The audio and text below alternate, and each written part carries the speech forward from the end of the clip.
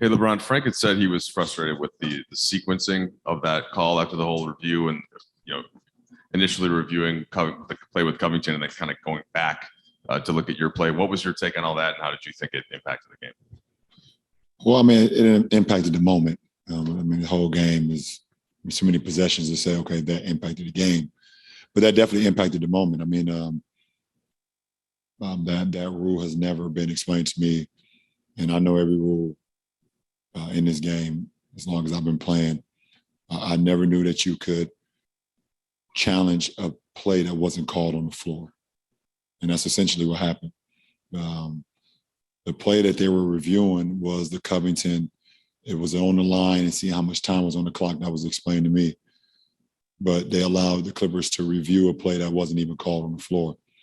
That would be like if I was going down the floor and I traveled, but the refs called a foul. They're not going to, and you challenge it, they're not going to go back and say, well, you traveled. It's never happened. It happens so much in our game. You can't challenge a play. Well, I guess you can. And to my knowledge, a play that hasn't been called on the floor. I've never seen that before. Does the length of a review, do you think, is that something that makes a big impact when you're sitting there for that long, especially if the call is that close to? I pretty much knew that it wasn't going in our favor by the amount of time that they were over there.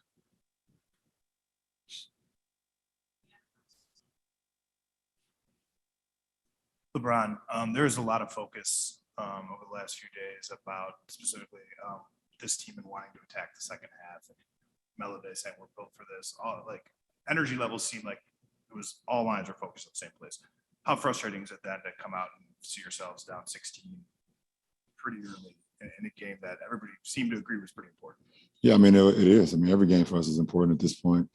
Going into our last 20-plus games, every game is important. And for us to go down in the fashion that we went down, for us to continue, we went down in the Utah game as well, and we have to see if we can scrap our way out of it. So we definitely would like to play better basketball to where we're not building deficits like that early on or even going into halftime.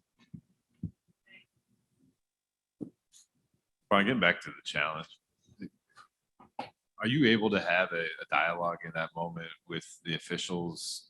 I don't not necessarily persuade their thinking, but for an explainer. No. I mean, sorry to cut you off, but I went over and said, how can you challenge a play that wasn't called on the floor? And the referee told me that it's in the rule book.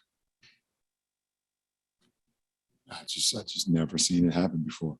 And I watch basketball all day long, every day. I watch these NBA games all day long. I've never seen it happen. LeBron, stepping away from tonight's game, you obviously kind of the dominant conversation around the team over the last week has kind of stemmed from some of your comments over All-Star Weekend, leading to obvious speculation about your future. But the question I have is, what is your level of confidence that the Lakers front office can put championship contending rosters together around you for as long as you are, as long as you're here? Very confident. I mean, they've done it. They've shown me that. I have nothing. I mean, ever since I got here, the front office, Jeannie, Linda, Kurt, and everybody has welcomed me with open arms and has given me an opportunity to play for a historical franchise and welcome my family in. And I've just tried to give back my part of the game and inspire kids and inspire people that want to follow the Lakers and put them back at a level that they were accustomed to be. And it's always been my focus. I don't understand how some of my comments over the weekend was taken to a whole different area of, could I see myself retiring as a Cavalier? I never said I would see myself playing in a Cavaliers uniform. I mean, I talked to Jason Lloyd, and he asked me, and I said, well, I don't know what tomorrow holds, but actually me playing for the Cavs, I don't know about that. Could I see myself retiring as a Cav? And he asked me, well, like, you just come here and sign for a day and retire as a Cav? I said, that possible could be. And then things about my son, me wanting to finish play with my son wherever he's at, me going there. Like, you guys take some of my words and just like twist them to different places where they shouldn't go. And if I comment or compliment, you know, a GM that's in OKC, I really believe that he's done a phenomenal job. And you guys spin that to me saying that Rob is not doing a great job. Or if I say the GM from the Rams, I love this fucking t-shirt. I thought it was dope. And I believe the same way. I don't care about picks. I care about winning championships. Well, how is that directed at Rob in the Lakers franchise? Rob has done the same thing. He went and got AD. He didn't care about picks as well, obviously. So I'm so weird that you guys can take, not you guys, whoever started this whole thing. And I mean, Bill doesn't like the Lakers anyway, so it's always going to be a negative. Anytime Bill says anything about the Lakers, it's going to be negative. So I hope no one in Lakers faithful listen to Bill Oram. I hope not. He hasn't said one great thing about the Lakers in so long. Okay, appreciate it. So LeBron, just for clarity's sake there then, I mean, is this, you know, obviously you have one more year beyond this. Is this a team that you see yourself playing with beyond? This is a franchise I see myself being with. Beyond your contract? I'm here.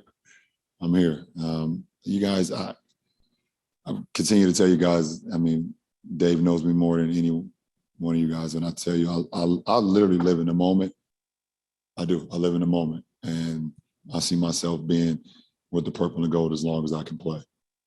But I also have a goal that if it's possible, I don't even know if it's possible, that if I can play with my son, I would love to do that. Is that like something that any man or anybody should want that in life? That's like the coolest thing that could possibly happen. That doesn't mean I don't want to be with this franchise. LeBron, you know, you're talking about how you and the franchise and the front office and ownership were, you know, on good terms. There was a report by ESPN and The Athletic that Rich met with the franchise this week while you were on your break. Why do you think that was important, and why did that have to happen? I mean, I heard it just like you guys heard it. You guys saw the report. I saw the report. I was literally just trying to get away from the game as much as I could before this later stage takes over. But, you know, I think it's important that it's always stays transparent between us, and we don't really care about the outside noise. I mean, I think a lot of people are, to be honest, just jealous of the relationship that Rich has with the front office and with his team, and the relationship that I have that I've grown over the last 4 years. I mean, that's what I think it boils down to. LeBron, as we kind of talk about all this big picture stuff, it seems like a lot of it stems from the fact that this season has been what it's been. That's exactly what it is. And I guess though, what I'm wondering is, you know, as somebody who was active in putting this all together and was active in trying to figure, and is seemingly going to be active in trying to figure this all out, how does all of that sit with you? Like the beyond the court stuff, like the other facets of your role within this organization and sort of the responsibility from some of that. What do you mean by that? I mean, my responsibility is to lead this team out every single night. But you've taken an active role though, right? In like what this team should look like, how it should play, and what it should be like. In my career. Mm-hmm. And I guess how this year presenting you with struggles that you really haven't had, you know, since maybe I think your second year in the league, that you haven't been in this type of position. Record-wise, I agree. Do you feel that's interesting? I mean, I guess how does that responsibility of pushing the right buttons and doing that stuff, does that make the winning and losing harder? I guess that's probably the big. Well, first of all, I don't push the buttons. They ask for my opinion, and I voice my opinion and what I believe, but I don't press any buttons. That's what our front office is for. That's what our leadership group is for. I don't press no buttons. So we can state that right now. I do wish that we were just playing better basketball. And between me, AD, and Russ on the floor at the same time, I think it's less than 15 games this season. And that's the biggest disappointment so far, that us three, because we all wanted to see this work, and we just haven't been on the floor. I don't know how many games it's been. I think it's less than 15. 17, it's pretty bad. We only got 20-some games left.